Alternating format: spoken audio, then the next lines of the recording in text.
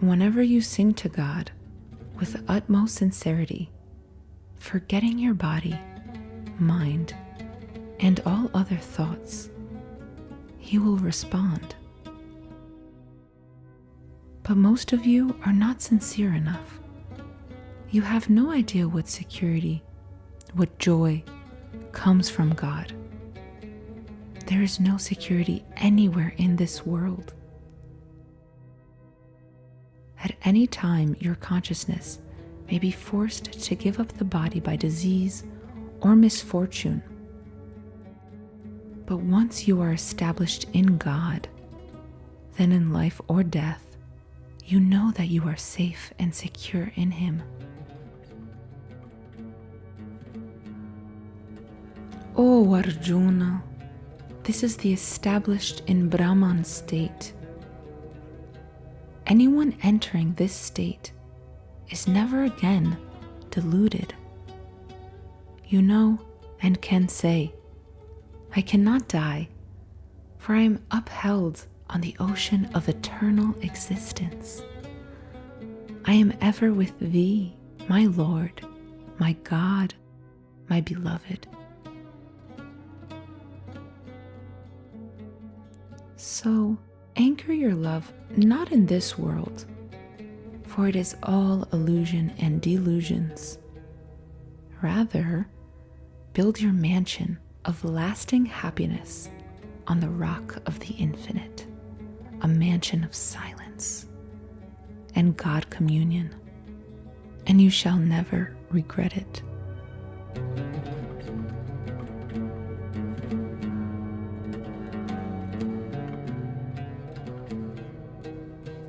Christ consciousness versus human consciousness. Extracts from lectures by Paramahansa Yogananda in 1944. Seek ye first the kingdom of God, and all things that your heart craves will be added unto you. Nor be ye of doubtful mind. This is the message of the Lord, the clarion call for all of you. For He loves you as much as He loves Jesus Christ. And even though He loved Christ, He did not come to rescue Him in His hour of crucifixion until Christ had overcome. Then He received Him. Jesus had the power to perform all miracles, but still He had to be put through the third degree to see if He would use that power to destroy His enemies. That was His greatest temptation, but He overcame it. So must you overcome. Love your enemies. Love all unceasingly. Believe in God's goodness. In whatever trials or tests He puts you through, remember, it is not that He wishes you harm, but so that you seek and receive all things from His hands. So go to Him within. Every night offer the choicest flowers of devotion to Him on the altar of silence. Don't waste your life. In these days of struggle, it is very hard to attain God, for your days are spent in restless activities and business pursuits, which mean nothing in the end but loss of time and unhappiness. Spend your time with God in utmost joy. Use your nights to be with Him. Don't sleep away your life. To sleep too much is an insult to your soul. Why should you feel your soul only unconsciously in sleep, when by learning to go deep in meditation, you can feel it consciously. Awake. Sleep no more. Our spiritual Christmas is coming on the 23rd. I want you to come to meditate with deepest devotion. Celebrate Christ first in spirit by giving one whole day to meditation and communion. Then have the social celebration of his birthday by exchange of gifts on the 25th. This year we have chosen the 23rd for the meditation. Each one of you who will meditate deeply will feel the presence of Christ, and many may see him on that day.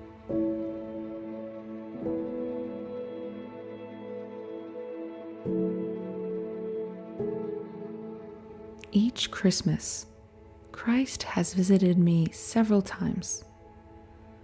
Those who will meditate with that same depth and devotion will receive his Spirit.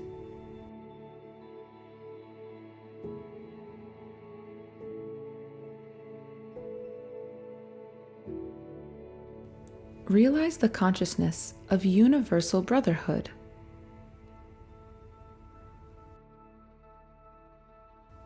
Oh, our one Father, teach me to feel that all men are my brothers. Teach me to love all brother nations as much as the nation in which I am temporarily placed by thy grace. Teach me, above all, to love those who love me not. Teach me to see thy presence in my erring brothers. Teach me to heal ignorance-stricken brothers as eagerly as I yearn to be healed myself. Think of the meaning of this prayer. We call one another Hindus and Americans and so on, but we are only in these bodies for a short time. We don't belong to any nation. Our souls belong to God.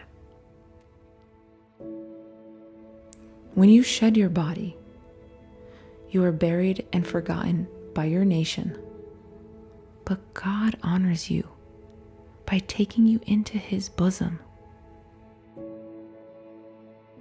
So you must learn to love all, regardless of their temporary nationality. America became great because it is a melting pot of all nations, as India is a melting pot of all religions. To love those that love you is easy. To love those that love you not is not so simple. If you want to change anyone, set a better example.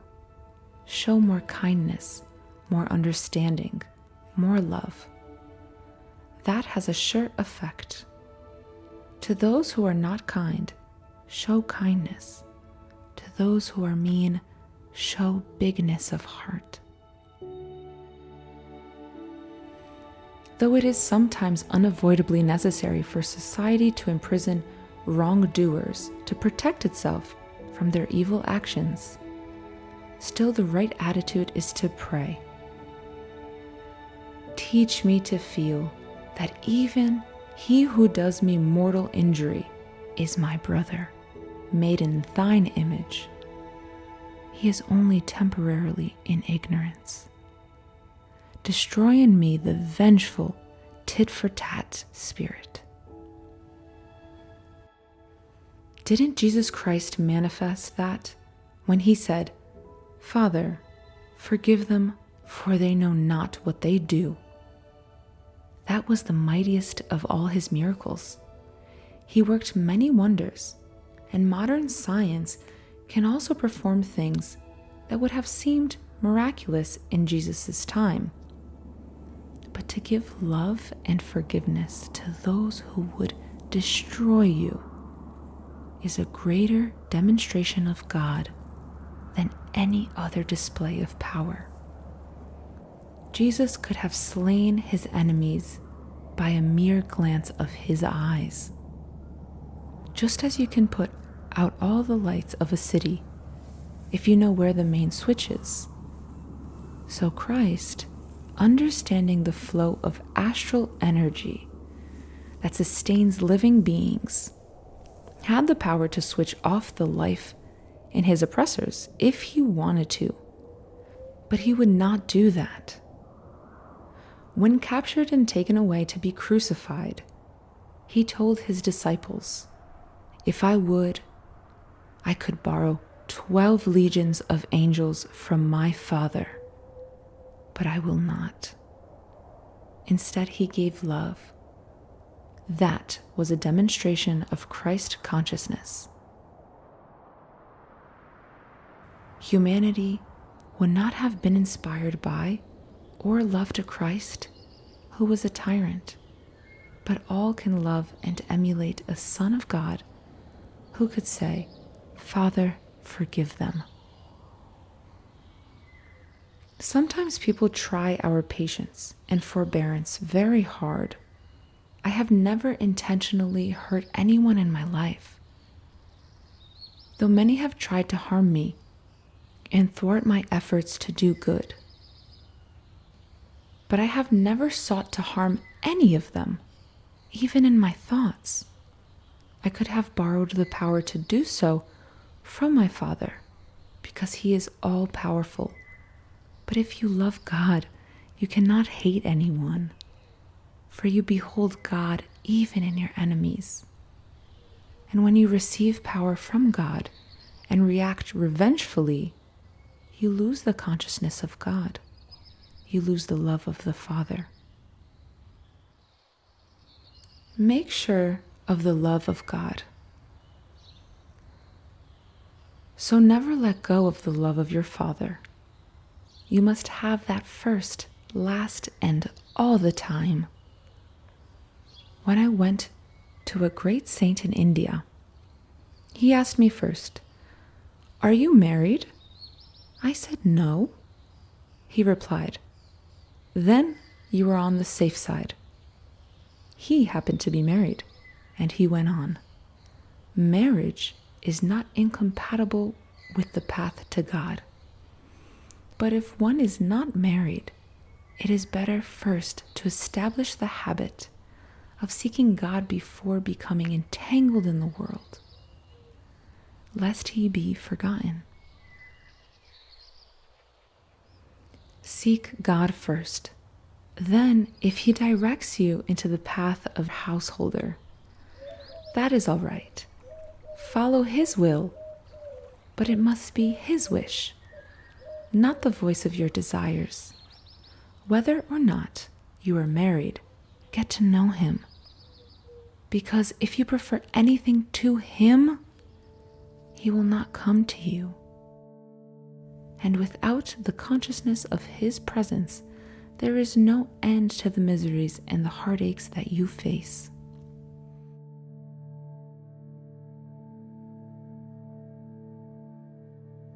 Of first importance is to make sure that the love which will never disappoint you, which will never deceive you, and that is the love of God. When I saw others being deceived that way, I made sure I would not be deceived. I made sure of the love of God, the consciousness of him who has given me boundless love and security as nothing else in this world could have given. That is called Christ consciousness. Make the effort to acquire that consciousness. We are thrown into this world, and its changeful show is so engaging. Sunshine, clouds, rain, breakfast, lunch, and dinner, activity, sleep, a little happiness, on and on, day after day. The world keeps us drugged with delusion, thinking our lives are going to last forever. A sage once said, "The strangest thing of all is that everyone knows death is inevitable, but no one thinks it is going to happen to him. Death seems very dramatic if you are thus entangled in the world. But to me, death means nothing more than the changing of an overcoat, or moving from one house to another, to a bigger mansion than this one. Every night, you have a mini death. Every night, you drop the consciousness of physical existence. 365 days a year it happens. And 365 days you are reborn. To wish for death is weakness.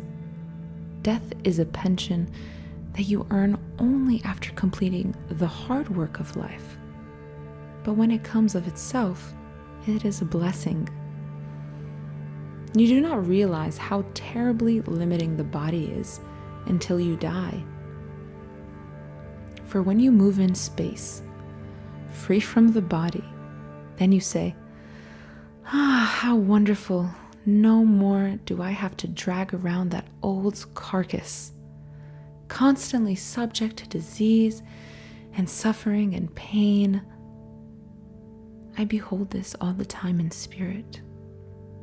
Every night in sleep, a little glimpse of this freedom is given to you. That is why saints don't like to be identified with their bodies in the daytime. I have told you of a saint in India who had diabetes, with sores all over his body, and seemingly just a few months to live. He couldn't sit still for 5 minutes, but he made up his mind he was going to meditate until he had a response from God. Gradually, he became able to rise above his bodily difficulties and meditate unmoving for 18 hours in the lotus posture. When he ceased his meditations, he again felt the pangs of his disease. But he kept on, day after day. He prayed, "O Lord, wilt thou come just once into this broken body temple?" And he told me, at the end of 3 years, I found the infinite light blazing within me. With his finger he wrote on the ground, "Here I met him," meaning God. He had found that his disease was gone, and he said in gratitude, "Lord, I didn't pray that you heal this body. All I asked was that you come into my broken temple, and now that temple is made whole by your mercy." Is that not a beautiful example of love for God?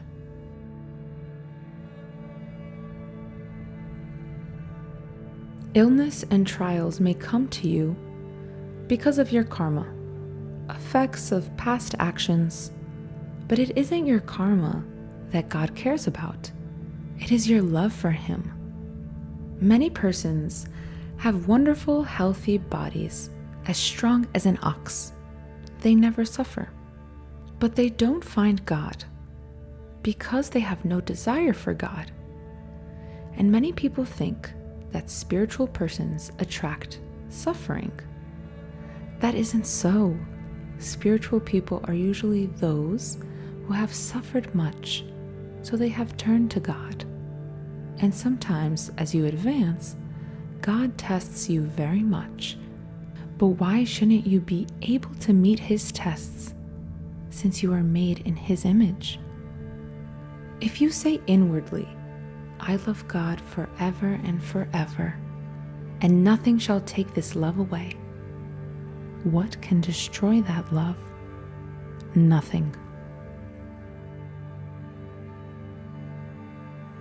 That love is your redemption.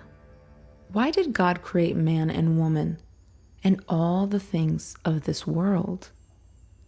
He had one purpose. God is seeking something from you. He owns everything in the universe. Worlds upon worlds he controls. Why did he give us independence? To see if we would freely choose to love him and seek him above all else. Love is the only way to win him. I sometimes wish he had not given us such independence, because we abuse that free will and suffer for it. We throw him away and get hurt and bloodied by our disregard of his laws. And then we want to run back to him to fix things. But even then, most people don't learn. Jesus spoke of the foolishness of seeking anything but God first. He said, "If thy hand offend thee, cut it off. Cut out of your life anything that prevents you from meditating and finding God." But that lesson does not sink into the soul when one is drugged with delusion. Such persons go on making the same mistakes every day. Some say, "I am too old to change." But what is old age? It is an attitude that has crept into your will. You are old only if your will has become mildewed and rusty. Persons in that state are as good as dead. So never let your will die. Will to seek him. Will to find him. Never let sleep claim you at night until you have meditated. You won't die, but even if you did, what of it? Many times you have thrown this body garment away. Why are you afraid of it anymore? Seek him with all your might. Wilt thou come into this temple night and day, night and day? I look for thee night and day.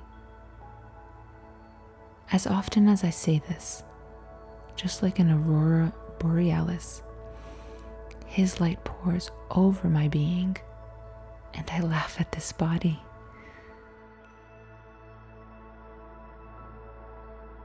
This world is like a motion picture of light and shadow, of which your body is a part.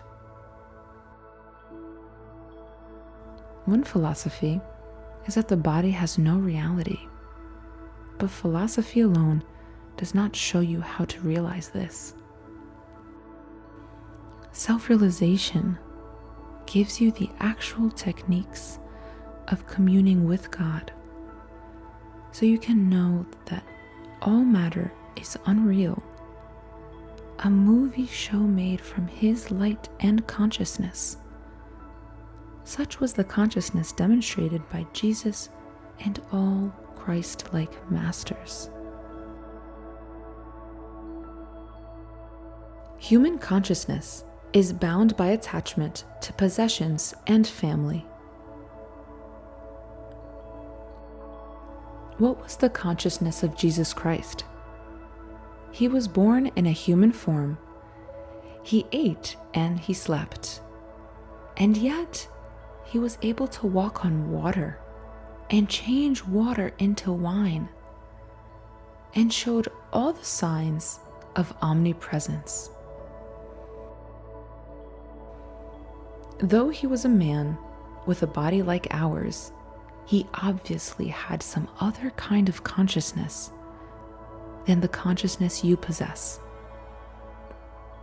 Let us compare the consciousness of the ordinary human being and that of Christ. That will give you a definite picture of how to develop that consciousness which was in Christ. Human consciousness, ego consciousness, dwells on property, my this and my that. That consciousness seeks to possess things and expects those possessions to last forever.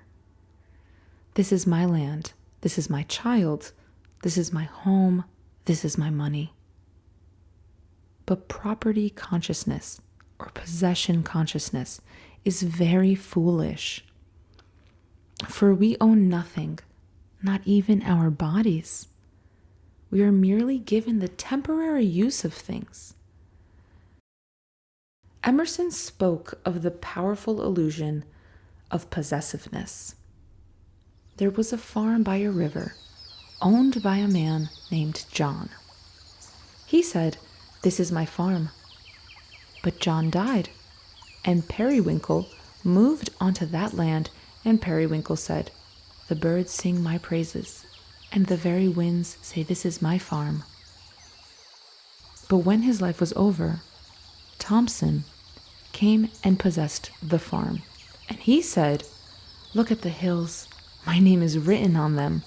How sweetly the leaves of the trees are singing to me. This is my place." But he too was only a temporary resident. And Emerson points out, here is the land, here are the trees and hills, here is the river. But where is John? Where is Periwinkle? Where is Thompson? They are gone, like foam on the river. Human consciousness limits the expression of Christ consciousness in the soul. The image of God in man, by attachment to material possessions. Divine consciousness is free of such delusive identifications. I have no consciousness of property or ownership. All I know is that in my temporary role in this outer show, God has given me nice places to live and to carry on His work. When I look within, there is no attachment to these places. I am only building them for self-realization fellowship, to fulfill the mission given to me by God. And after this life, it will be wonderful to return and sit in the back row and see how you are all carrying on. Along with property consciousness, the ordinary human being is limited by consciousness of family and relatives. He thinks in terms of us four and no more. But that, too, is a foolish consciousness. Two people marry. They have a son and a daughter, and they say, "These are our own." But who implanted that love for one another in the parents and the children? God did so.